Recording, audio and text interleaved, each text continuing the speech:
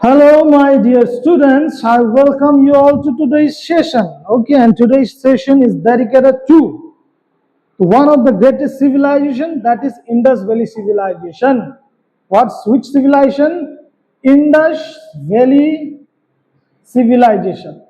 Indus Valley civilization, जिसको हिंदी में कहे तो सिंधु घाटी सभ्यता। क्या सभ्यता बेटा? सिंधु घाटी सभ्यता। तो मेरा पहला क्वेश्चन रहेगा आप सभी से ये कि इसको इंडस वैली सिविलाइजेशन क्यों कहा जाता है, सिंधु घाटी सभ्यता क्यों कहा जाता है? क्योंकि अगर आप भारत के मैप को देखो तो आपको पता चलेगा बेटा कि यहां से एक नदी शुरू होती है और पाकिस्तान होते हुए अरब महासागर की ओर बह के चली जाती है। इसी को कहते हैं इंडस रिवर। क्या नदी?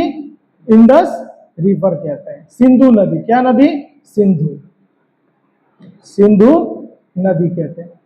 तो इस सिंधु नदी के किनारे लोग आए, यहाँ पे वो रहे, यहाँ पे उन्होंने जिंदगी को जिया, ओके, और एक सभ्यता उन्होंने स्थापित किया। ओके, तो नदी के किनारे ही क्यों सर? इंडस रिवर के किनारे ही क्यों सर?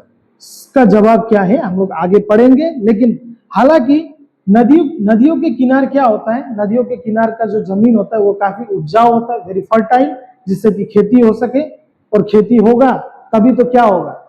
खाना मिलेगा, गांव बनेगा, गांव से शहर बनेगा, शहर से क्या बनेगा? एक देश बनेगा, है कि नहीं?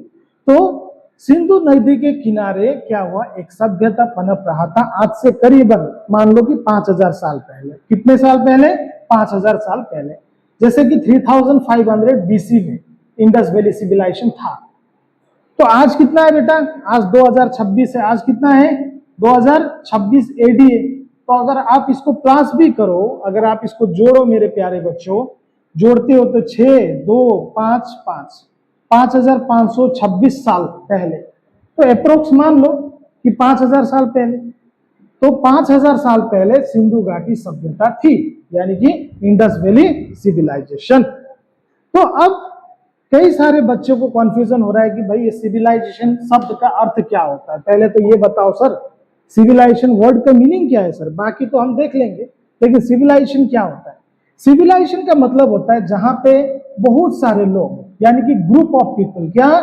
ग्रुप ऑफ पीपल साथ में रहते हैं, ओके, साथ में रहते हैं और एक ऑर्गेनाइज तरीके से रहते हैं, एक नियम के अनुसार रहते हैं, नियम कानून को फॉलो करके रहते हैं। यानी कि वहां पे कोई गवर्नमेंट होगा या फिर कोई राजा का शासन होगा, ओके, प्रॉपर गांव बना के रहते हैं, प्रॉपर विलेज बना के रहते हैं, सिटीज बना के रहते हैं, साथ में फार्मिंग करते हैं, बिजनेस, ट्रेड का मतलब क्या होता है? बिजनेस, सॉरी, ट्रेड का मतलब क्या होता है? बिजनेस। वहां पे बिजनेस होगा, है कि नहीं? वहां में एक कल्चर होगा, वहां पे कोई रिलीजन फॉलो करेंगे, है कि नहीं? तो इसी चीज को बोलते हैं क्या? सिविलाइजेशन। जैसे कि आज हमारा सिविलाइजेशन देखो, हमारा सिविलाइजेशन कैसे? हम सभी भारत देश में या फिर पूरे विश्व में हम सभी लोग एक साथ रहते हैं कि नहीं रहते हैं? हम सभी पूरा साइंस एंड टेक्नोलॉजी के जमाने में जी रहे हैं, हाँ या ना? यस। तो हमारा सिविलाइजेशन क्या कहेगा? 21st सेंचुरी का सबसे modern, okay, and most scientific civilization. आज से पहले ना तो इतना तकनीकी विकास, टेक्निकल ग्रोथ कभी भी नहीं हुआ था, साइंटिफिक ग्रोथ कभी भी नहीं हुआ था जहां तक हम पढ़े हैं, राइट? तो याद रखेंगे हम लोग का सिविलाइजेशन जो है आज एक साइंटिफिक टेक्निकल सिविलाइजेशन है। लेकिन बेटा आज से 5000 साल पहले जो लोग रहे होंगे एक सिविलाइजेशन बना के, उनका कैसा था? वो कैसे रहे होंगे? वो क्या खाते थे होंगे? उन्होंने कौन कौन सी खेती की? उन्होंने किन जानवर का शिकार किया? किन जानवर को उन्होंने डोमेस्टिकेटेड किया, यानी कि पालतू जानवर बनाया? उनका घर कैसे था? उनका कल्चर कैसे था? ओके, उनका रिलीजन क्या था? तो इन सारी चीजों को हम पढ़ने के जब हम एक साथ लाते हैं उसको ही सिविलाइजेशन कहते हैं। और अब हम पढ़ेंगे आज से करीबन 5000 साल पहले जो सिविलाइजेशन हुआ करता था उसके बारे में, उन लोग कैसे रहते थे। That's all about civilization, okay. जैसे कि पहले अगर हम देखें तो बेटा पीपल क्या थे? वंडरर्स थे।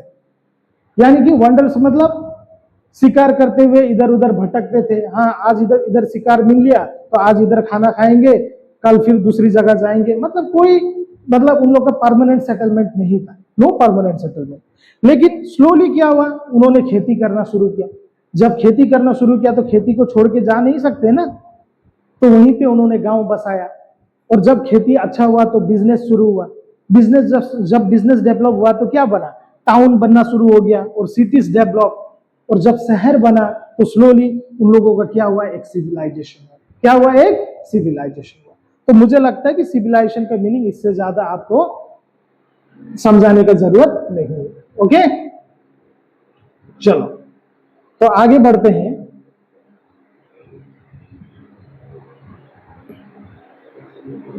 अब बढ़ते हैं मानव की विकास की ओर।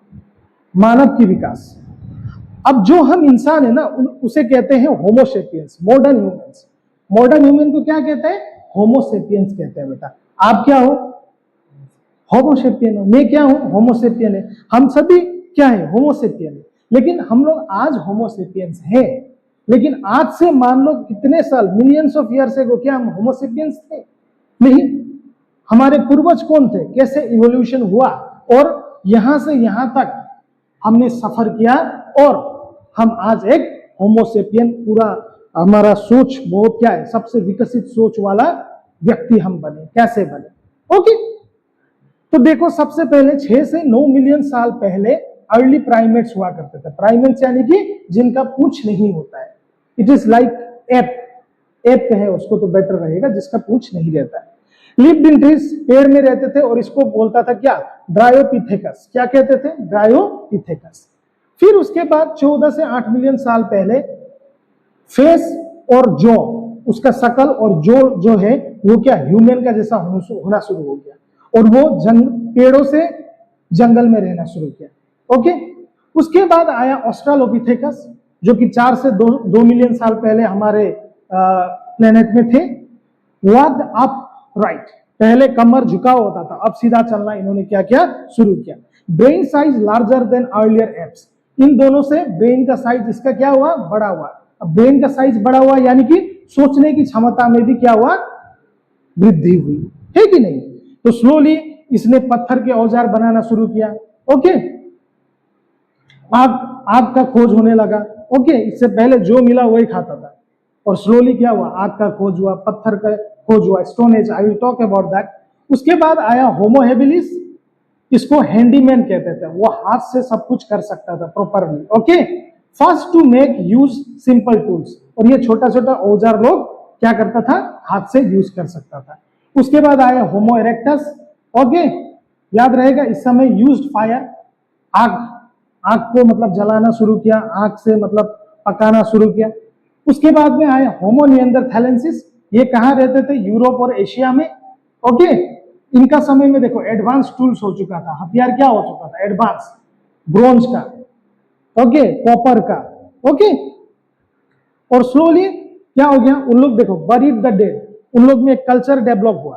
पहले कोई मर गया तो ऐसे ही छोड़ देते थे, लेकिन अब इन लोग क्या करते थे, उसका अंतिम संस्कार उसको दफना के किया करते थे। तो देखो एक कल्चरल डेवलपमेंट आया कि नहीं आया, इमोशनल डेवलपमेंट और ज्यादा हुआ कि नहीं हुआ, वेरी गुड। उसके बाद होता है होमोसेपियंस, जो कि आज से करीबन 3 लाख साल पहले हम हैं, आज से 3 लाख साल पहले पहली बार अफ्रीका में पाया गया था होमोसेपियंस। कहां पे, अफ्रीका महाद्वीप, अफ्रीका महाद्वीप। ओके, तो anatomically modern humans. Okay, develop language, इन्होंने लैंग्वेज का डेवलपमेंट इन्होंने किया। Culture, art and civilization. Okay, इनके पास कल्चर था, इनको आर्ट्स आता था और स्लोली इन्होंने एक सिविलाइजेशन बनाया। तो होमोसेपियंस ही इंडस वैली सिविलाइजेशन में ही थे। ओके, चलो, तो इंसान कैसे ग्रो कर रहा है आपको अभी पूरी ये क्लियर हो चुका है। ओके, एक मैप में दिखा रहा हूं, इतना इस चीज को वो करने का जरूरत नहीं है। देखो, तो अफ्रीका में पाया गया क्या, होमोसेपियंस, आज से 3 लाख साल पहले। तो अब क्या वो अफ्रीका में ही रहेंगे क्या, नहीं रहेंगे ना, माइग्रेशन होगा उनका। उनके अंदर क्यूरियोसिटी होगा, यानी कि जानने की इच्छा की दुनिया में और क्या क्या है कि नहीं। तो इन्होंने अपना सफर शुरू किया है। देखो हर जगह पे ये गए हैं, अफ्रीका से एशिया में आए, यूरोप में आए, ऑस्ट्रेलिया में गए, नॉर्थ अमेरिका में गए, साउथ अमेरिका में गए, इस तरीके से लोग अलग अलग जगह में गए। ओके, लेकिन सबका मूल रूप क्या है? अफ्रीका ही है। मूल स्थान कहां है? अफ्रीका है। तो ये बात क्लियर है। लेकिन इंडस वैली सिविलाइजेशन के बारे में बात करते समय मुझे और भी थोड़ा सा बात करना पड़ेगा कि उस समय बस इंडस वैली सिविलाइजेशन सिर्फ नहीं था, उस समय इंडस वैली सिविलाइजेशन के साथ में और 3 सिविलाइजेशन भी पनप रहे थे। ये तो हो गया अपना इंडिया में इंडस वैली सिविलाइजेशन। अभी कहां था? अभी कहां है? पाकिस्तान, प्रेजेंट डे पाकिस्तान और नॉर्थ वेस्ट इंडिया में। कौन से रिवर के सामने? इंडस रिवर के सामने। अब दूसरा कौन सा था? Egyptian civilization. कहां पे था? इजिप्ट में, और नील नदी के सामने ये सिविलाइजेशन पनप रहा था। दूसरा था क्या? Mesopotamian civilization. आप सभी ने क्लास 12 में पढ़ा होगा, ये प्रेजेंट डे इराक में है और टाइग्रिस नदी के सामने ये पनप रहा था। और साथ ही साथ बेटा और एक था चाइनीज सिविलाइजेशन, जो कि येलो रिवर या फिर वांगहे रिवर में पनप रहा था। कोई भी सिविलाइजेशन देखो मेजर नदी में ही होता है। तो कौन कौन सी सिविलाइजेशन थी उस समय पढ़ो। सबसे पहले Egyptian civilization, Mesopotamian civilization, Indus Valley civilization और चाइनीज सिविलाइजेशन। क्लियर है बात? इसको नोट करो। चलो बैक टू आवर टॉपिक। क्या है? Extent of Indus Valley civilization, Sindhu घाटी सभ्यता का विस्तार। तो देखो हमारा देश भारत भी कहीं ना कहीं तक तो फैला हुआ है कि नहीं? तुम्हारा रूम, एक सोचो तुम्हारा घर का रूम कहीं ना कहीं तक फैला है, एक लिमिटेड स्पेस तक फैला है। कि तुम्हारा रूम पूरा अमेरिका तक है? नहीं है ना, एक बाउंड्री है कि नहीं? तो उसी तरीके से इंडस वैली सिविलाइजेशन का बाउंड्री कहाँ था? देखना बेटा, नॉर्थ बाउंड्री। अगर हम क्या करेंगे, नॉर्थ बाउंड्री की बात करेंगे तो इसे कहेंगे हम मांडा। क्या कहेंगे? मांडा, जो कि जम्मू कश्मीर में है और चेनाब नदी के सामने। कहां पे है? जम्मू कश्मीर में है और चेनाब नदी के सामने। और अगर हम साउथ की बात करें बेटा, साउथ में कहां तक था? दायमाबाद। कहां तक? दायमाबाद, जो कि कहां है? महाराष्ट्र में है। और कौन से नदी के सामने है? प्रवारा। क्या? प्रवारा नदी के सामने। अब वेस्ट की बात करें तो सुक्ता गेंदौर। क्या?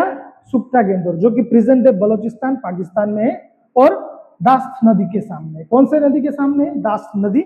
और अगर पूर्व की बात करें हम तो फिर आलमगीरपुर तक है। और आलमगीरपुर कहां है? प्रेजेंट डे मेरठ उत्तर प्रदेश में है और ये हिंदन नदी के सामने। तो अगर हम इसको टोटली देखें इस तरीके से, देखो बेटा, ये यहां से यहां तक, ये यहां से यहां तक, ये यहां से यहां तक, ये यहां से यहां तक। देखो इसका क्षेत्रफल। एग्जैक्ट मैप थोड़ा सा मैप में थोड़ा सा वो हो सकता है ऊपर नीचे, ओके, लेकिन ये देखने में एक डायमंड की तरह है। क्या की तरह है? डायमंड की तरह है। ओके, डायमंड शेप की तरह है। तो बताओ मेरे को जल्दी से, नॉर्थ में क्या कौन सा प्लेस है? मांदा, सिर्फ बोलो मांदा। ओके, ईस्ट में? Very good. साउथ में दायमाबाद और वेस्ट में सुक्ता गेंदौर। Very good. इस चीज को आपको याद रखना है, कौन से नदी के सामने है, क्या है। ओके, अब देखो, मान लो कि ये एक देश है, मान लो कि ये क्या है? एक देश है। अब इस देश में क्या होगा ना, अलग अलग राज्य होंगे कि नहीं होंगे? होंगे। तो इतने में इस बाउंड्री के अंदर न जाने कितने सारे साइट्स है, कितने सारे, 100 से भी ज्यादा साइट्स है। ओके, जब एक्सकेवेशन शुरू हुआ इसका, जब खनन कार्य शुरू हुआ तो यहाँ पे 100 से भी ज्यादा साइट्स मिले, जैसे कि हड़प्पा, मोहनजोदारो हो गया। ओके, तो 100 से भी ज्यादा साइट्स है, लेकिन हम लोग सारे को नहीं पढ़ेंगे, जो इंपॉर्टेंट है बस उसको सिर्फ हम लोग पढ़ेंगे। ओके, कहां से?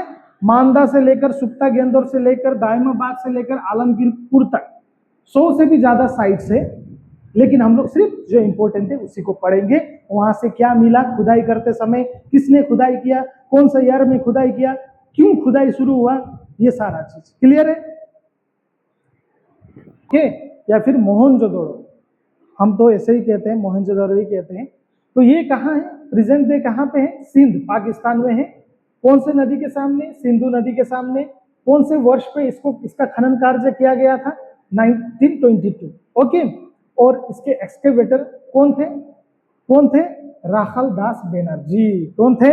राखालदास बनर्जी। ओके, लेकिन अब आप लोग को एक कंफ्यूजन आ रहा होगा कि सर खनन कार्य क्यों किया गया, इसको क्यों खोदा गया? ओके, तो पहले मैं उस चीज को क्लियर कराना चाहूंगा। ओके, तभी जाके मैं आगे आपको कराऊंगा इस चीज को। अब इंडस वैली सिविलाइजेशन की बात करें तो करीबन 5000 साल पहले का बात है। ये 5000 साल पहले का बात है, 5000 ईयर्स पहले, यानी कि 3500 BC का करीबन मैं बात कर रहा हूँ। ओके, तो इतना पुराना सभ्यता, इसका दो थ्योरीज है कि ये सिविलाइजेशन कैसे खत्म हुआ। एक बोलता है कि कोई नेचुरल कैलामिटीज हुआ, बाढ़ आया और बाढ़ में सब कुछ बह गया, सब जमीन के अंदर दब गया। और दूसरा एक है आर्यन इन्वेजन थ्योरी, यानी कि लोग आए, कुछ हमलावर आए, युद्ध हुआ और सबको मार दिया गया। ये दो थ्योरी है, लेकिन दोनों ही थ्योरी कॉन्फ्लिक्ट मतलब डिबेटेबल है। अभी तक उस चीज का कोई समाधान है नहीं, तो हम इतना जाएंगे। ओके, तो देखो क्या होता है बेटा, सन 1856 में रेलवे कंस्ट्रक्शन का काम शुरू होता है। ओके, और रेलवे कंस्ट्रक्शन को का काम शुरू होने से पहले आपको और एक चीज पढ़ना पड़ेगा, क्या? Indian railway. क्या? इंडियन रेलवे के फादर कौन है? Father of Indian railway. तो आपको याद करना पड़ेगा लॉर्ड डलहौसी। कौन? Lord Dalhousie. ओके, देखो बेटा, लॉर्ड डलहौसी 1846 से 1856 तक गवर्नर जनरल ऑफ इंडिया थे और इन्हीं को फादर ऑफ इंडियन रेलवेज भी कहा जाता है। इन्होंने 1853 में रेलवे माइनोट इशू किया, जिसके द्वारा भारत में रेल की पटरियां बिछाने शुरू हो गई। ओके, और कुछ डेट आपको याद रखना है। 16 अप्रैल 1853 ये जो दिन था, इस दिन पहला पैसेंजर ट्रेन भारत में चला था, मुंबई के बोरी बंदर से लेकर थाने तक, और टोटल डिस्टेंस कितना था? 34 किलोमीटर। ओके, अब लॉर्ड डलहौसी के बारे में और कुछ पढ़ते हैं थोड़ा सा। क्या पढ़ेंगे? देखो, other important thing about Lord Dalhousie, सबसे पहले डॉक्ट्रिन ऑफ लेफ्ट इन्होंने ही इंट्रोड्यूस किया था। डॉक्ट्रिन ऑफ लेफ्ट क्या है? यदि कोई भारतीय राजा, यदि कोई भारतीय किंग का कोई भी उत्तराधिकारी, यानी कि बेटा नहीं होता है, कोई भी उसका बेटा सन होता नहीं है, तो वो स्टेट क्या हो जाता है बेटा? वो स्टेट ब्रिटिश के अंडर ही हो जाता है। आप पढ़ेंगे, आगे पढ़ेंगे कि रानी झांसी ने, लक्ष्मीबाई ने कितना कुछ किया था इस चीज के अगेंस्ट। ओके, टेलीग्राफ भी इन्होंने इंट्रोड्यूस कराया था भारत में। Introduce the electric telegraph system in India 1851। Postal reforms कराया, पब्लिक वर्क्स डिपार्टमेंट बनाया। एजुकेशन में भी इन्होंने कंट्रीब्यूट किया है। एजुकेशन में क्या कंट्रीब्यूट किया है? 3 प्रेसिडेंसीज हुआ करता था। क्या क्या बेटा?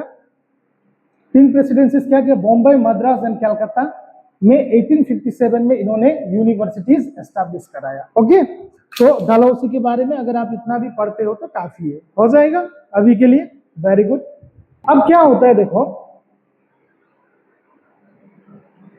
1856 में फिर क्या होता है देखो, लाहौर से कराची तक रेलवे ट्रैक बिछाया जा रहा था और वर्कर्स को क्या मिला? बहुत सारे ओल्ड बेक्ड ब्रिक्स मिला, यानी कि old baked bricks. Old bake मतलब पूरी अच्छी तरीके से पकाया हुआ, भट्टी में पकाया हुआ ईटा। ओके, और भट्टी में पकाया हुआ ईटा तो हम लोग आज यूज करते हैं। सोचो, आज से 5000 साल पहले भी यूज हो रहा था। तो इन लोग को थोड़ा टेंशन हुआ, क्योंकि जमीन खोदने से पत्थर मिलता है, लेकिन यहाँ ईटा मिल रहा था। तो इन लोग को टेंशन हो गया, क्या बात है भाई, जमीन खोद रहे हैं, ईटा मिल रहे हैं। तो क्यूरियोसिटी की वजह से क्या हुआ, अलेक्जेंडर कनिंघम, जो कि हड़प्पा विजिट करते हैं। Harappa is one of the important sites of what? Indus Valley civilization. Okay, 1872-73 में। और उन्होंने क्या, वहां पे उनको क्या मिलता है? सील्स मिलता है। सील्स यानी कि मोहर, हप्पा, आपका प्रिंसिपल सर लगाते हैं ना साइन मारने से पहले, वही अननोन स्क्रिप्ट, और उसमें कुछ लिखा हुआ था लेकिन वो पढ़ नहीं पा रहे थे। Okay, did not realize they belong to a great ancient civilization. और उनको क्या हुआ, ये पक्का ही कोई ग्रेट सिविलाइजेशन की निशानी है, उनको ऐसा लगा। ओके, अब इस चीज को थोड़ा साइंटिफिक इन्वेस्टिगेशन हुआ, साइंटिफिक एक्सकवेशन शुरू हुआ 1920 से 22। 1921 में किसने किया? दयाराम साहनी ने किया हड़प्पा को। इंडस वैली सिविलाइजेशन का इंपॉर्टेंट साइट है ये हड़प्पा। ओके, हड़प्पा का खनन कार्य किया। 1922 में राखालदास बनर्जी ने किया, है कि नहीं? किस साइट का किया? मोहनजोदड़ो का किया। ओके, उसके बाद में फाइनली अनाउंस किया जाता है कि 1924 में जॉन मार्शल, जो कि director general of archaeological survey of India है, उन्होंने घोषणा करते हैं कि भारत में एक पुराना सिविलाइजेशन था जिसको उन्होंने नाम दिया ब्रॉन्ज एज सिविलाइजेशन या फिर इंडस वैली सिविलाइजेशन। ओके,